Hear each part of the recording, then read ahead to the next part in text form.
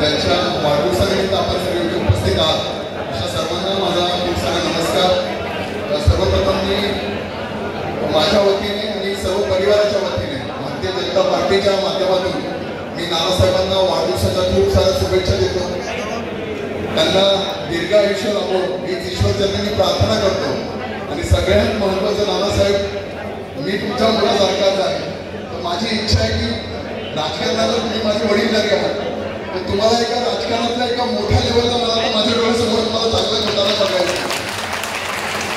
लवकरच जिल्हा परिषदची इलेक्शन होऊन घातलेली आहे, नगरपालिकेची इलेक्शन होऊन घातलेले आहे।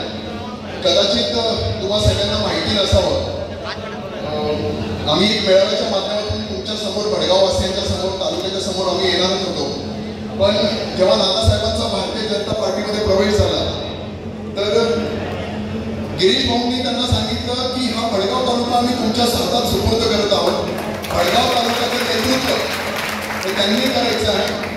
इलेक्शनच्या बाबतीमध्ये सुद्धा त्यांनी जो निर्णय घ्यावा हा त्यांच्यावर असेल। त्यांनी ठरवावं किंवा मला नगरपालिकेत नगराध्यक्ष पदाकरता पूनमताईंना पुढे करायचं असेल तर त्यांनी पूर्ण ते करावं। त्यांनी ठरवावं का जिल्हा परिषदमध्ये जावं तर सर्वस्वी निर्णय हा त्यांच्यावर ठरलेला आहे। इतक्या मोठ्या मनाने गिरीश भाऊंनी त्यांना सांगितलंय। खरं तर त्याच्या पुढेही जायचं म्हटलं तर मला तो दिवस आठवतो, 2018 साली गिरीश भाऊ एका कामानिमित्त माझ्याकडे माझ्या घरी आलेले होते। नानासाहेब पण होते आणि तिथून माझ्या घरापासून नानासाहेबांच्या घरापर्यंत आम्ही गाडीत बसून एकत्र आलो होतो। आणि त्यावेळेस 2018 साली मी नानासाहेबांना म्हणत होते की साहेब तुम्ही भारतीय जनता पार्टीमध्ये प्रवेश करा, मी तुमच्या नेतृत्वामध्ये काम करायला तयार आहे, पण तो दिवस उशिरा का होईना पण आज आला तर त्याच्याबद्दलही काही अडचण नाही। पण कदाचित त्यावेळेस जर कधी ते आले असते तर आज आपण वेगळं चित्र दिसलं असतं।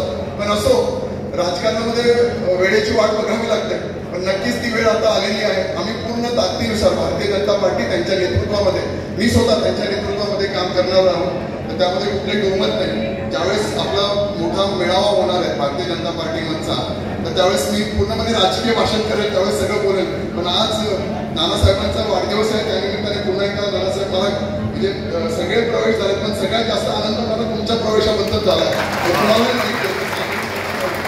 इतका मला आनंद झाला की मी अक्षरशः त्याच्या मागे लागलो की काही करा तुमचा प्रवेश झालाच पाहिजे। तर मला आनंद आहे की आज त्यांचा प्रवेश झालेला आहे। आणि पुन्हा एकदा तुम्हाला खूप साऱ्या शुभेच्छा देतो। तुमच्या सगळ्या इच्छा पूर्ण हो, तुमचे सगळे स्वप्न आता तुम्ही जे बघितले ते सगळे पूर्ण होते या निमित्ताने सांगतो, बोलतो आणि थांबतो। धन्यवाद। जय हिंद।